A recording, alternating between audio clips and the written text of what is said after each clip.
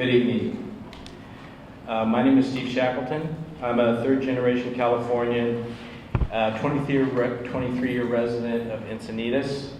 I'm not here representing any local political or business group. I'm a volunteer with Lacadian 101, Main Street, but I'm not here to represent them either, as they have issued their position statement last week. I'm not running for council or mayor. However, I am here in support of our city council's position against Prop A. My practice and profession as an architect is something that I've loved doing for over 35 years. They call it a practice because it's creative and practical challenges are something that you will never master. My day-to-day work demands require me to have a general and specific understanding of planning, zoning, and building code issues that will affect everything I design, plan, or advise on. I'm not an attorney, but I've occasionally argued with them over interpretations of our codes and ordinances. As a community citizen, I'm involved, engaged, and concerned. I volunteer my time and energy to various organizations and causes, primarily Main Street. I was also on GPAC, working on our housing element. Tonight I want to discuss some of the more troubling issues that Prop A presents. First of all, I do share your concerns. I acknowledge your time, and I certainly acknowledge your investment and hard work, every one of you. I also recognize all of these issues that the initiative addresses. I won't be able to speak on everything because there just probably isn't enough time here tonight, and I believe we'll be discussing this further for the next few weeks. I'm also concerned, and I wonder why the writers of Prop A, who I assume are listed on their website, have not reached out to any of the Main Street communities or any groups I know of, or offered any open public forum for preliminary discussion of their ideas prior to submitting their petition and proposing that council adopt it, even without a vote. I've seen their signs in the paper and all over town, which are confusing, implying that a giant 5-story corporate tower is dropping out of the sky and landing on a flat site in your single-story neighborhood. It's redundant. But it got my attention. I still believe that most signers did not read or understand the initiative. It's too complex. It's too deep. You need a degree in planning and a PhD in master planning to get a hold of all these issues. Councilman Krantz has also publicly stated that this graphic is inaccurate and misrepresentation that occurs on the sign. I'm sure that it got everyone's notice and perhaps your well-intentioned signature, because I believe your intentions are well. Who would want this? A 5-story tower in their neighborhood? It's just redundant. But hopefully not your vote. There are no 5-story buildings planned to be built next door to any residential single-story homes. Not a single one. We have a very complex general plan with a subset of detailed specific plans. All of the issues, topics, and demands that Prop A is trying to address are currently being discussed in detail. These issues will be solved in a collaborative community process. The city has promised that. They make sure of it. They invite us, they bring us to air-conditioned rooms, they feed us food, and we go over and over and over again in these community forums about these issues because they are so complex. The process started in 2010 and it's called the Comprehensive General Plan Update. I've seen many of you guys there. I'm sure that many of you remember the city's outreach programs, attending the numerous citywide visioning workshops where we participated in sharing, discussing, and debating our wants and desires for Encinitas' future growth and change. Out of this long, tedious work, we now have a draft document. It's not final, it's not approved by our planning commission or our city council, and as of March 2012, land use designation and zoning changes in the 3 focus areas and proposed density increases are considered off the table. They've taken a break with this. It's so complex and so deeply ingrained in what our future is going to hold. It's off the table, and the city is reevaluating different approaches to our housing needs because they have to. Our general plan update is still in process and wide open for anyone's input and ideas. If you go to the website, it asks you for your input. We have more work to do. The initiative will confuse or negate this body of work and waste the time and money invested in the process. For the past 13 years, our current specific plans have promised commercial property owners specific opportunities and entitlements. One of the most important is allowing a 3-story, 33-foot maximum building height. This building envelope allows 1, 2, or 3-level structures, or a mixture. They're not all going to be 3-story, I promise you. This needed flexibility to compose interesting, new, and different architectural styles is a benefit to our community. Our current plan enforces building mass, bulk, and composition, and requires a step down of stories or levels when adjacent to an existing single-story neighbor. So that means if there's a 3-story building built in our specific plan and the neighbor is currently 1 story, that 3-story building will have to step down before it gets to the property line, to the neighbor. It's in our specific plan. It's a rule and it's an ordinance. Consider for a moment a new or long-time owner that has commercial property in the corridor, okay? Their entitlement gives them 3 stories. It's by right. It's something that they purchased, and when you get a title search and you get your ownership documents, that's the purchase agreement. That's what you own. Consider the mortgage payments, the insurance payments, and the investment that that individual makes into this commercial property. And perhaps it's in the family. Perhaps the son or the daughter or someone down the road generations away are considering building out that property, even though it's not built out now. So where do we get off saying that you no longer can have 3 stories there? We've devalued their property and perhaps broken their dream. It's not our business. It's not our place to do that. The initiative will deny these entitlements and reduce property values. This sends a negative message to new and old business, and that someone else is controlling your investment opportunities. And the game has changed without your consideration. One of our most sensitive issues, height. Whenever I do a project, the first thing I do is go to the planning department, the building department, and I discuss the height that's going to be available for my client for this building on this property. It's very touchy and very complicated.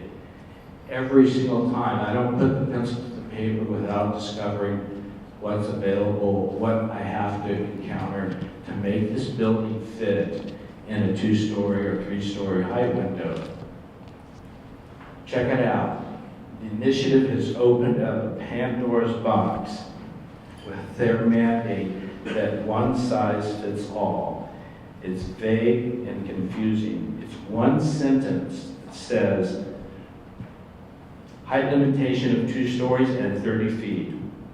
If only I had such an easy time interpreting what height meant. We currently use a reasonably complex document that considers all these things, and I'm being, this is an outline of all the issues. Pre-existing grade or new approved grade pads for subdivisions. The average overall slope obtained from the 3 run lines. These are 3 run lines that are run down the property. The run lines are determined by setbacks and location of adjacent streets, either uphill or downhill. Does that make any sense to you guys? Okay. Steve, if I could. Wrap it up. Only after this careful site analysis is our current height established. In closing,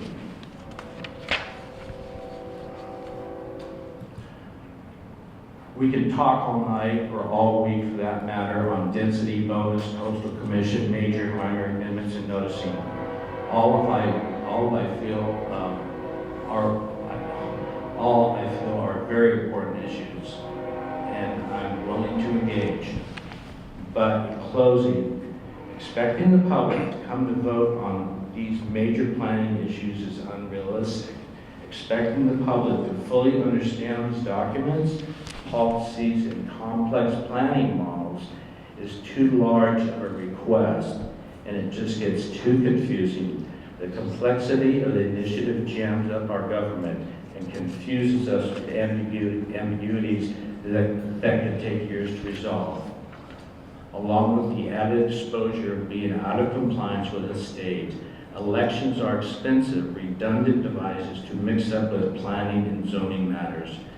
We have a collaborative council, mayor, city manager, and planning director. Collaboration is clarity. I feel the initiative limits their ability to lead and is being used as a weapon.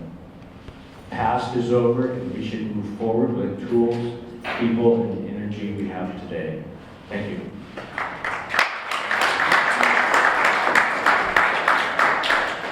Hello, I'm Bruce Ehlers, former planning commissioner in the city of Encinitas. So why are we concerned? City-sponsored committees have proposed increasing zoning densities to 45 dwelling units per acre, adding 4 to 5 story buildings in certain locations, written in this report from the city website I downloaded last night, and overlaying up to 1,300 residential units above commercial businesses along El Camino Real. Imagine the traffic and the gridlock. These city committee strategies and reports are not figments of my imagination. They're on the city website, and as I said, I checked again, they're still there, and I checked last night again. These recommendations and proposals are the result of a flawed public outreach program. The initial program, called GPAC, part of the general plan update, was to use the city's own words in this document, quote, universally disliked by the vast majority of the residents, end quote. The City Council set aside the GPAC results, the first committee, and formed a second committee called the Element Review Advisory Committee, or ERAD, to restart the review process.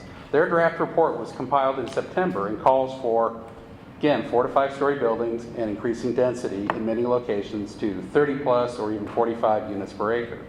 The cost to the city of this public outreach program and the committee meetings was at least $1.2 million. So a citizens' initiative was required. It was these actions by the city staff, and former city council, some of the members remaining on the current council, that made our group realize Encinitas was in the need of a long-term systemic fix. The fix needed to be more protective than a simple majority vote of the city council. It needed to endure the ebb and flow of the city council majority. Our zoning, our community character really demanded this kind of longer-term, greater protection than the council could provide. The initiative process provides exactly that protection. As you may know, initiatives approved by the voters can only be modified or changed by further votes by the voters. Additionally, government code stipulates general plans can only be adopted by resolution and not by initiative, so thus depriving them of the general plan, depriving the general plan of this heightened level of protection. Similarly, specific plans must be adopted by resolution or ordinance, also depriving them of the higher level of protection. We therefore chose to selectively protect key components of our zoning and general plan using the greater protection afforded by the initiative. Zoning is the prescribed method for protecting the character of our community. We chose increased density and height as the most threatened and the most influential components to be protected. To qualify the initiative, we collected over 8,500 signatures and far exceeded the threshold needed for an initiative. This number corresponds to 23% of the registered electorate in Encinitas. The overwhelming majority of these people were verified by the city as being registered voters of Encinitas, and they signed in support of the initiative. In very stark contrast, the city-sponsored outreach program that Steve referred to had 584 attendees, and they were not necessarily supporters. If you read the comment section in the back of the report, they had all the people hand in comments. The vast majority of those comments say we oppose increased zoning. So really, many, if not most of the attendees disagreed with the recommendation. Unfortunately, the business and developer-dominated committee moved forward with their recommendation for more density, more residences, and more traffic. It was against this backdrop that our group formed and acted.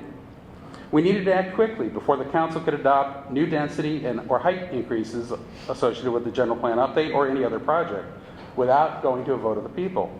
With this in mind, we gathered enough signatures to qualify for a special election. Unfortunately, the total cost of the city for this election will be approximately $400,000. Although this is a very significant expense, it is much smaller than the previously wasted committee and outreach program costing $1.2 million. At least $1.2 million, that's what we know of, and a small price to pay to ensure the self-determination for residents. The initiative will settle once and for all who shall have the final say over increases in density and height. We trust the voters of Encinitas. I know Steve thinks it's too complicated for him. I trust the voters. I think we're all pretty smart people here. Encinitas has a proud history of deciding important land use decisions by initiative. If you remember, Home Depot was approved in a 1994 Encinitas special election, and it was approved, and that had all the associated costs. Again, in 2005, we had the initiative to rezone the ag land from ag land to 101 houses. This was also decided by the voters. When the election was over, the proposition to add 101 houses on ag land went down to defeat by a 2-to-1 margin. Fortunately, the 2005 council did not have a 4/5 majority necessary to bypass the vote of the residents. If by chance the same issue had come up in last year's council, in the 2010-2012 range, the outcome might have been different. 4 out of the 5 members of that council publicly supported the 2005 rezoning initiative. Now, I'm not saying that they necessarily would have done that they would have avoided it, but I'm using it as a real-life example of how one particular council's opinion could result in upzoning that is overwhelmingly opposed by the voters. Over the course of a decade, it only takes one. It only takes a single council willing to bypass the vote of the people to forever damage the community character of our city. So what does Proposition A do? So it's really simple. I disagree. It's simple. It guarantees your right to vote. Your right to vote on increases to zoning density. Your right to vote on building heights above the general plan, the current general plan's existing 30-foot, 2-story height limit. Our current general plan is the city's constitution. It already provides for our vote to right on zoning increases. Unfortunately, it also allows the city council to bypass that vote if they believe the zoning increase provides a public benefit. Past councils have freely exercised this loophole with minimal benefits, such as added commercial space or increased housing. 2 notable examples of the council exercising this loophole are the adoption of the zoning increases associated with the Downtown Encinitas specific plan and the North 101 specific plan. In both cases, the city council resolutions, not the ordinances, but the actual resolution, clearly states that the adoption is exempt from voter ratification, quote, if adopted by a 4/5 council vote. That's straight out of the resolution. Based on the council's findings that the changes are in the public interest. The city code states that the council shall be the determiner of public interest, or what is in the public interest. So we've given them both judge and jury, and they get to pick what is in our what's in our best interest. This loophole needs to be closed, and our initiative does so. Proposition A also upholds the general plan's 30-foot, 2-story height limit. Using their loophole, The previous councils adopted special planning areas in downtown Encinitas, Encinitas Ranch, North 101, allowing 3-story buildings and buildings taller than 30 feet. In the Encinitas Ranch case, it goes up to 45 feet. Moonlight Lofts and Pacific Station are examples of buildings built to 3 stories using this loophole. The increases in heights were not ratified by the voters. That's a very important point here. Passing Proposition A will restore the general plan's 30-foot 2-story height limit and require a public vote before any future houses will be built, or exceeding the general plan can be built. So what is Proposition A not, or what it is not? Proposition A is not anti-growth. Only development projects requiring major amendments and increases in zoning to the zoning code or exceeding the general plan height limit will require a vote. If it's within the zoning, it will not require a vote. It doesn't change anything in that case. It will not likely result in lawsuits with the city. We actually had Escondido come down. They've had a similar law for 14 years, and they have not had a single lawsuit. It also will not change the height allowed for the La Paloma Theater. The La Paloma Theater is in the downtown mixed-use commercial zone 1, and for that type of building, the current zoning limit for the La Paloma parcel is 30 feet 2 stories. When Proposition A passes, it will still be 30 feet 2 stories. Both the current law and Proposition A, the La Paloma is currently non-conforming and exceeds that. And the passing with both the current law and with Proposition A, it would limit the additions, any additions, so that it doesn't increase the non-conformancy. But nothing really changes between the two. Interestingly, San Diego passed a similar 30-foot 2-story height limit for their coastal zone in 1972. Proposition D is what it was called. Proposition D was the inspiration for our height limit and has been in place for 41 years. And you remember maybe when the owners of the Mission Brewery building wanted to restore the historically correct reproduction of the old weather vane, the people, they had to do an initiative or a vote of the people, and the people voted and passed the amendment to the law. The same democratic process would work here in Encinitas for historical renovations or popular improvements. It's even been done here for a long time. Another thing you might hear, it's not true, Proposition A does not apply to homeowner improvements. To additions, it doesn't apply to remodels. It only applies to major amendments resulting in increasing to the zoning documents. These major amendments are defined in the document. They're defined as increases in density, changes in zoning, increases in the maximum allowed height, repealing the planning documents. Read it for yourself. I'm almost done. Yeah. Read it for yourself. The entire text of the actual proposition is only 4 pages. There are 13 sections. They're short. It's easy to read and understand. I encourage you to go on our website and read it, www.encinitasrighttovote.com. So my conclusion, vote yes for Proposition A. A yes vote will preserve and protect our low-density community character while putting responsible growth and development in the hands of the voter. The choice is yours. Protect the quality of life and the small-town community character. Guarantee your own right on zoning increases, your right to vote on zoning increases. Vote yes on Proposition A. Thank you.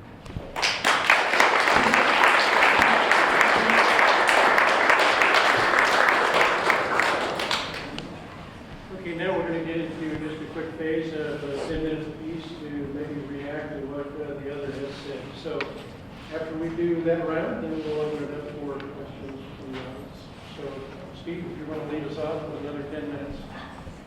A quick question to Bruce then. If the proposition states that... I'm sorry. Yes. Bruce, if the proposition states that it will immediately, I forget the language, but to me it was never clear that 30 feet would not affect residential development. So that's been an issue. So could you comment on that? How do you want to do that? Do you want me to do it in my rebuttal, or do you want to do it as a question No, later? If we want to do this, it's fine with me. I think maybe we're going to learn a bit more if you'd like to do it that way. So go ahead. I would like to reserve, I have some items I want to rebut on what he Okay, said, we can- but that's fine. So, talking about the building height and Yeah. the changes in the zoning. One of the things I did for fun is I went through and wrote down all the different facts about building height, the different sections of the code. And it's really interesting because when we wrote this, we actually copied the current code. And we copied it so that we would be repeating it. So when it talks about the definition of building height, in our initiative wording in section 6.1, it basically says height shall be measured from the lower natural or finished grade adjacent to the structure, blah, blah, blah. Well, when you read the chapter 30.04 of the municipal code online, the very latest, let's see, shall be the vertical distance from the lower of natural or finished grade adjacent to the structure, blah, blah, blah. You know, the wording is almost identical. When we talk about, I think, Steve, what you're talking about, there's been what I would consider some incorrect information. People are claiming that accessory units are suddenly going to go to 30 feet, that the 10% slope lots, the houses will be able to go up to 30 feet. That's actually not true. If you read the wording of the initiative, and I'm going to read the exact section 6.1, it says maximum height. No building or structure shall exceed a maximum height of 2 stories or 30 feet. It says shall exceed. It doesn't say shall be brought up to. So it says basically it sets a maximum envelope. We've always had in the code a maximum height of, we've had a residential height of 22, 26 feet for pitched roof. Okay. We've had an accessory unit for 12 feet. I think I have my answer. So then I can apply for a building permit for my new home at 30 feet. Because according to the proposition, it says it supersedes all the municipal codes. In conflict. You have to look at 9.1. I've read 9.1. It So- says it shall supersede any codes of conflict. I'll address it. Okay. So 22 and 26 feet are in conflict. There are heights that are less than 30 feet. That's how I interpret it. We have a huge commitment at with the state for providing some type of housing. So during the GPAC, during this research, during this 10-month workshop that I attended, there was never any formal discussion about 4 and 5 stories.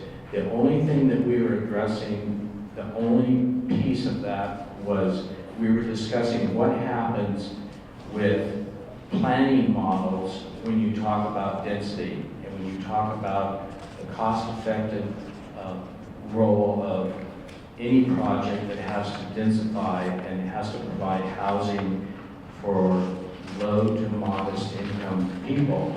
So it becomes a common denominator. It's not something that was decided. It was only discussed as a planning principle that a compact living situation could be a possibility. Properties were not selected. We were only looking at what was considered substandard areas that perhaps these solutions could be obtained for the city to satisfy the state requirement. This is something that's not going to go away, and it's a huge deal. We have 2,300 units that are required by state. And so those discussions were based on just that. We hadn't located properties, we hadn't looked, we had just went to conceptually thinking of where that might take place. It was done in a workshop, and it was done with dots, and it was this whole thing that we did came about that way. So nothing like that has been decided. Another consideration that we're involved in is that we're an infill. We've been considered, we're pretty much built out. We don't have a lot of room for big development, which is cool. We're an infill area. So from a unique design standpoint, we offer smaller developers opportunities because they can have smaller infill type projects, which in turn gives us a variety of different project types and more varied, interesting design solutions. If an election is mandated by the initiative, only larger developers can afford the expense and the risk of election outcome, keeping the little guy away or looking elsewhere. Think about it. How many people that want to do a good project here can afford to go through a public election? It's impossible. It would just send them elsewhere. Now, that may sound good to most of you, but in reality, we have slow growth priorities and we have slow growth policies that we're trying to maintain here. And so I believe the initiative makes us look bad. Investment looks for places that will welcome them. And I don't want to be a place that says, you're not welcome here.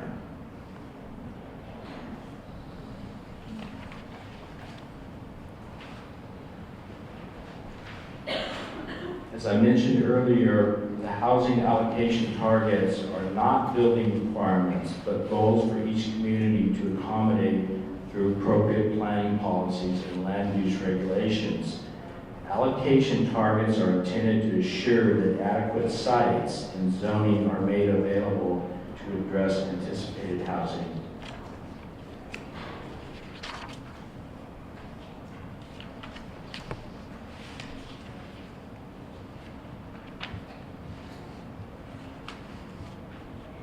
I think that's all for me. Thank you. There'll be plenty more, so I'm sure. When we get to the questions, we'll, I'm sure, pass it back and forth a bit as well. Bruce, you want to take 10 minutes? Okay.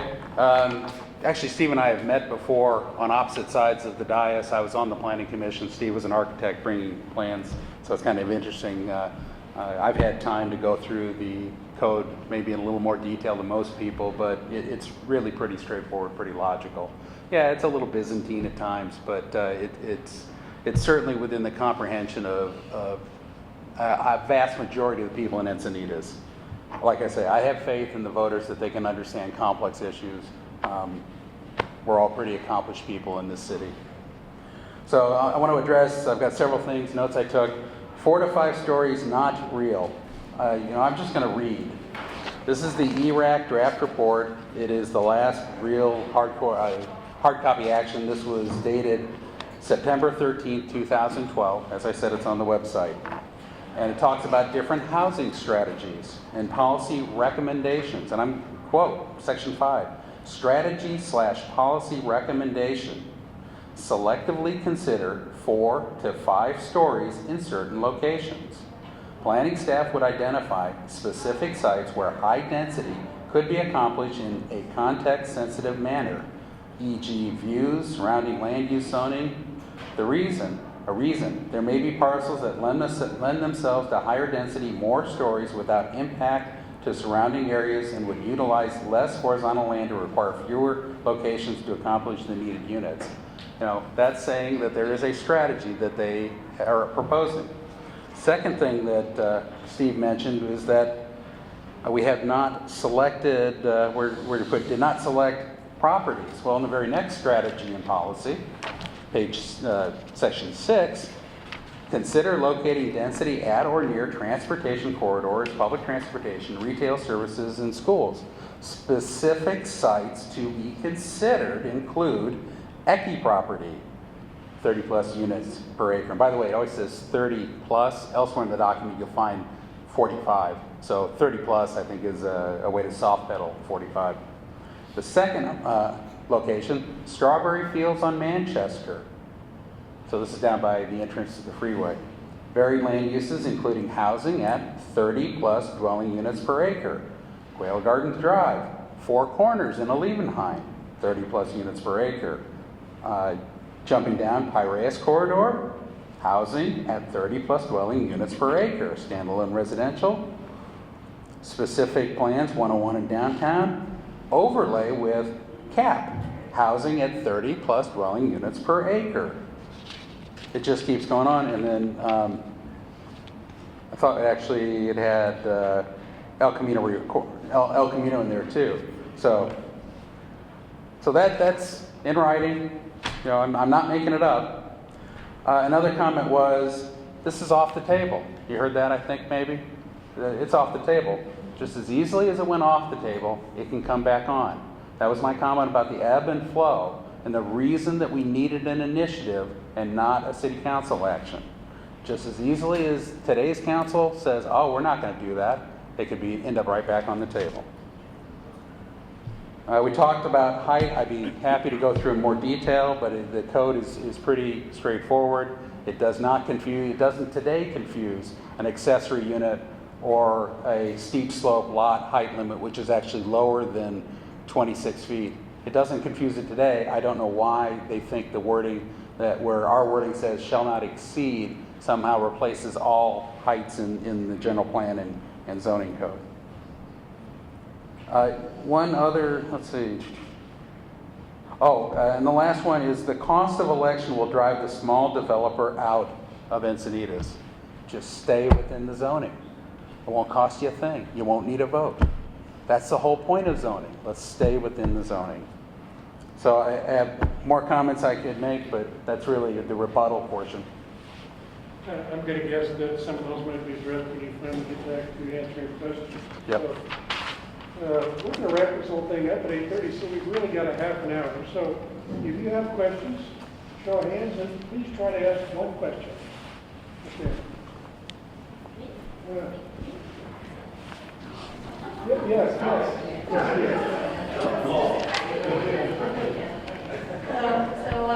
Susan Berney. So I just came from the planning commission meeting where they discussed removing language that said that 4/5 of the council majority would have to determine upzoning and land use, and they're pulling it out and suggesting it be replaced with 3/5. Do you know anything about that? Have you heard about that? I don't.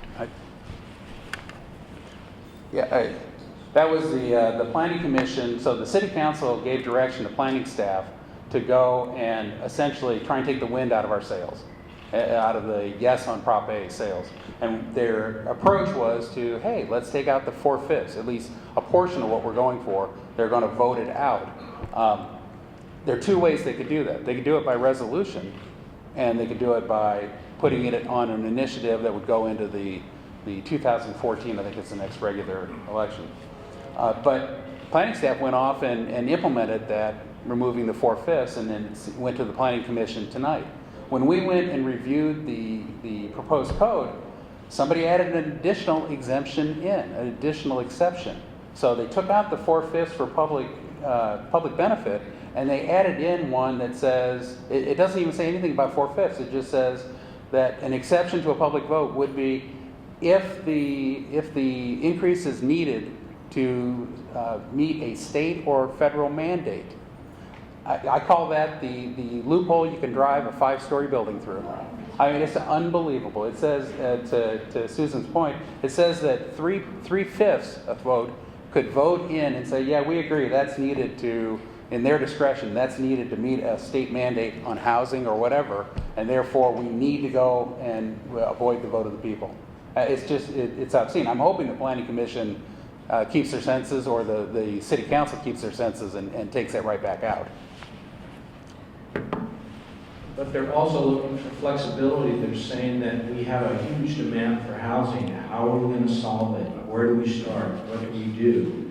So they need support and flexibility to satisfy these RENA numbers. They're just outrageous. This thing's been put off for all these years, and now we're under this pressure to produce something, to do something where we can somehow build affordable housing. Our land costs are so high that we've looked we've looked at these sites that Bruce mentioned, and I agree with what he said, but when I said specific sites, I meant that there are no specific properties picked for a construction project that's 4 or 5 stories. So that's my clarification for that.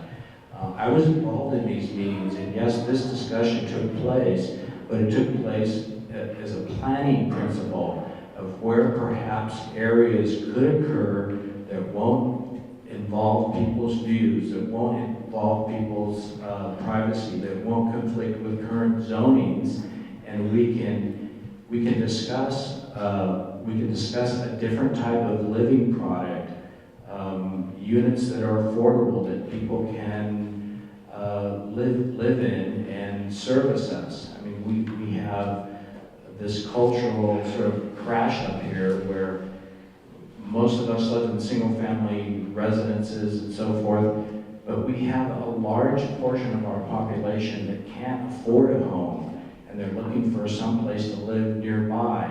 So we're not importing all the service people that come here and do all the things that perhaps our jobs our kids should be doing, but they're not. So that's the principle behind this planning exercise. And yes, all those properties were discussed, but it's because you guys put the dots there. Anybody? There we go. I'm wondering how the proposition would affect two things that I see happening that I'm concerned about. One is that without changing the zoning, a company comes in and enacts a density bonus and ends up putting 2 stories jammed in. They don't follow city setbacks, they don't follow city parking standards, and what's the other thing? Yeah, parking and mostly setbacks are the big things that they do. And then there are these huge, tall, 2-story buildings overshadowing, close to the lot lines, and they're overshadowing the neighborhood. And also, I don't see, I'd like to know how this would impact when a density bonus project is built. How do you make them actually build low-income and moderate-income housing, or student housing, or senior housing, instead of just taking a piece of property that has a nice view, like that piece down on the flower fields? That could be good student housing, but it also could be turned into some nice, very expensive, high-end, $1 million condos at that density, at the 30, 45 density, and not give us any low-income housing, and not support the purpose of us changing the zone. So those are 2 things that I see happening.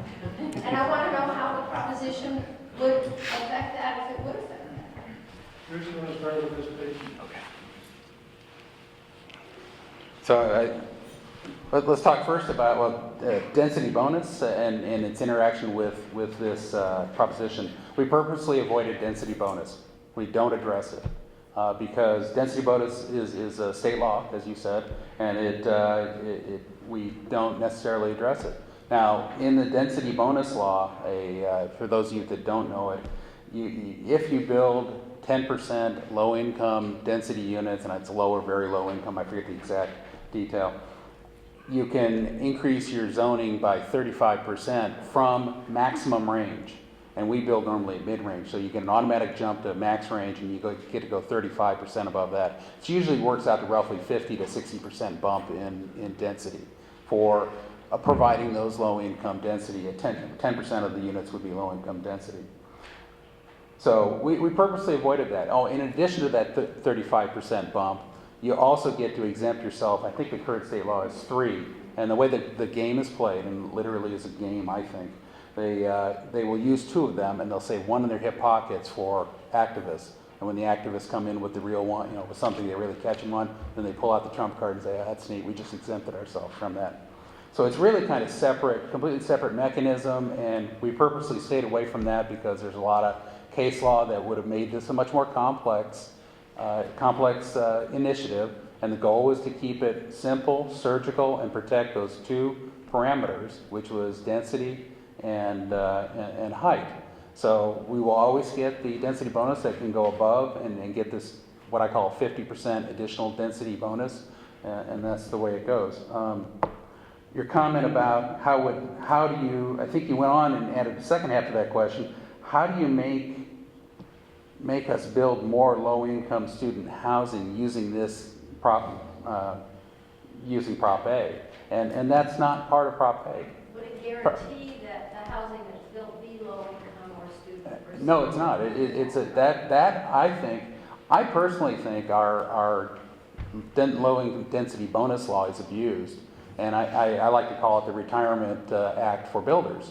That they put it in, they basically get a low income unit or 2 units or 3 units depending on the size of the project, and they rent it to friends or low income friends, and then after 30 years many of these units come back to market rate and they get to sell it at market rate, make full profit, and it's cost them money, I'm sure, but the additional, that 50% net bonus they got to sell those at market rate. They made a heck of a lot of money. It's very attractive. So I think our law is broken.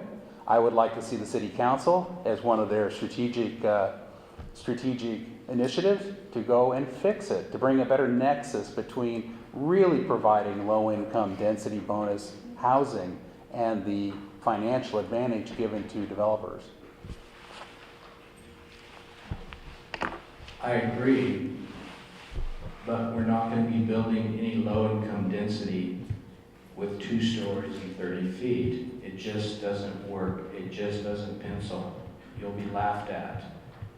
There are other building products. There are other lifestyles. There are other people at different ages with different needs that can live in a 3, and a 4, and possibly a 5-story structure placed in the right location.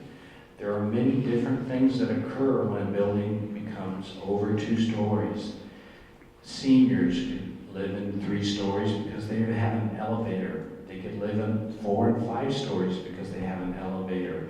And so the building model that begins to evolve when you begin to allow that and you don't restrict it would help us satisfy this demand by the state. There's no question about it.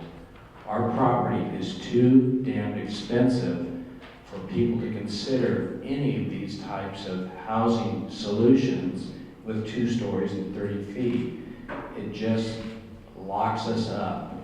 It won't happen. Yeah, if we could ask you your question, please, and then I'll follow up with the question. Yes.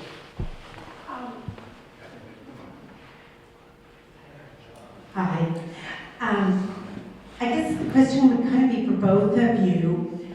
Are you both very familiar with SB 375, which says get cars off the road? And the loophole in SB 375 that says, and we can do that with higher density. We can do that with higher density next to transit and transit-oriented development. The freeway is not transit. A bus stop can only be considered transit if a bus comes every 15 minutes. Okay guys, we're here in this city. And if you do 30 units plus, aka 45 units per acre, under SB 375, it says everything can be market rate, even though you supposedly did it to get low-income housing, it can all go market rate. So market rate, I don't know, most of our communities, market rate is anywhere from 700 to $1 million plus. You can have this one first. I can't say that I'm familiar with the details. You probably know more about it than I do. But to address part of your question, in looking deeper into the goals and the idealism or the concept of California passing down this requirement and request, it really comes from an environmental place. One of the perspectives I would say is 100% environmental. It's saying people can live close to where they work. People can live closer to to town centers. People should live a certain proximity away from transportation, and ideally they would begin to take bikes. They would begin to walk, and they would begin to make concessions about how they're living. This is where we're headed. And sometimes I feel like turning 60, I'm too old to be planning how people are going to be living that are growing up now in their 30s, because they have a different living model than I do. They're okay living in more compact spaces and in more compact environments.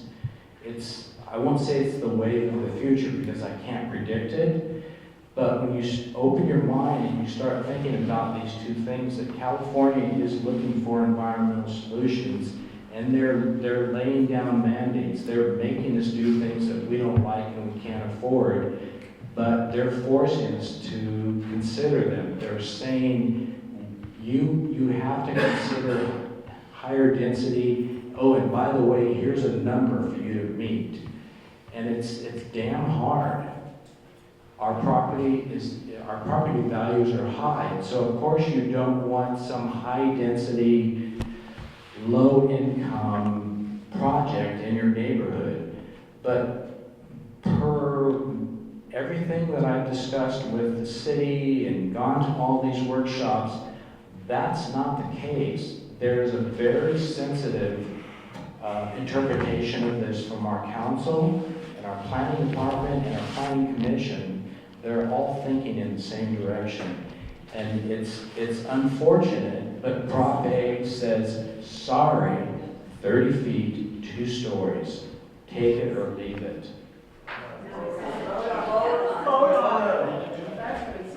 Vote on it. You're right. I'm sorry. Yeah. So But it's for or against. I'm going to take a little different tack in responding. I know very, very little about SB 375. I've been preoccupied with this initiative, unfortunately.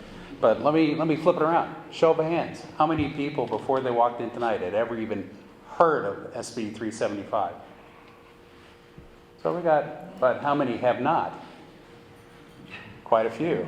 So isn't that the whole point of having a proposition that requires these kind of, the changes that this law would drive a vote of the people? It seems to be the one notification system that we all agree. When I look at Home Depot, I'm sorry, not Home Depot Expo, the vote on that, the vote on the Ecke property, you haven't heard it come back. We all agreed at the end of that, the vote settled it. Maybe if we had votes for these kind of, hey, we have committees going out to increase density, but if in the end we can guarantee that that density or that increase or that height increase has to go to a vote of the people, then we know at least the voters are all hearing the same message and have had to grapple with the impacts of what their state legislature is doing. It's not happening right now. We have a kind of a backdoor mechanism where the state lays density bonus laws on us. The state lays, get the cars off the road law that says if you have 45 units per acre, it can be all market rate. They're doing things at the state level that there's no mechanism forcing us to go deal with the results, because now the city's trying to do it with notifying 584 people, whatever it was, that get them involved. And guess what? It's the people that are involved, like that are here. I think if you went and asked that very same question about SB 375 and went knocking on 100 doors in the middle of New Encinitas, you'd get 1, 2 at best that would know what the SB 375 meant, at best. So. Okay, I have 2 questions for you. The first one is with regards to the state mandates. And correct me if I'm wrong, but I have been under the impression that out of the 18 members of SANDAG, Encinitas being one of them, only 4 of the cities are in compliance with the state numbers, and that there's never been any sort of punishment or lawsuits or anything of that sort. So that's the first question. Second question is, I know you mentioned that with the density bonus, you have to build like, I don't know, 10% low income. Is it true that that low income, and is this a trick that can be used, that low income can be put in a developer pool and built somewhere else, outside of the city? Well, this is my question for you guys. I think, I'm not 100% on this, but it's my understanding that it can be built on another property or an adjacent site or a nearby site. But I believe the developer has to go and actually purchase another piece of property and somehow include that unit in another development, but it still gives him the credit he needs for, say, development number 1 and development number 2. That's my understanding of it right now. I have some other information in my bag that I'll grab while Bruce comments if he has something to say. Yeah, and I don't know the detailed answers on that. I was going to say, where are my notes here? When I was on the planning commission, the practice by the planning commission was to require that the low-income density bonus housing be built on-site and of like material and construction to the actual at-market rate. Now, I've noticed since I've been off the planning commission, I was on the planning commission 2000 to 2002. I've seen that they've morphed and gotten into, and I never saw any change in any policy that allows that. I don't see where the code changed, but I think it was really an interpretation change by planning staff that's been accepted by the planning commission, which obviously after I left and in later years became much more developer friendly, if you will. So I think it's morphed. And that's one of the things I talked earlier about. One of the strategic issues I think that absolutely needs to be addressed by the city council is the density bonus program and bringing a true nexus. Put some controls on that program so that there isn't as much discretion within the planning staff and the planning department, and at least codify it and write it down as far as how those trade-offs should be handled. I know that there's inclusionary, and the architects up here may know better than I know, but there are two types of housing. There's the density bonus, the 10% we talked about, but there's also, beyond that for subdivision, an inclusionary low-income housing requirement. And I know lately I've seen that that's been satisfied by paying several $100,000 into the low-income housing fund. And is that really a nexus, given what market rate housing costs here? Is that really carrying its weight?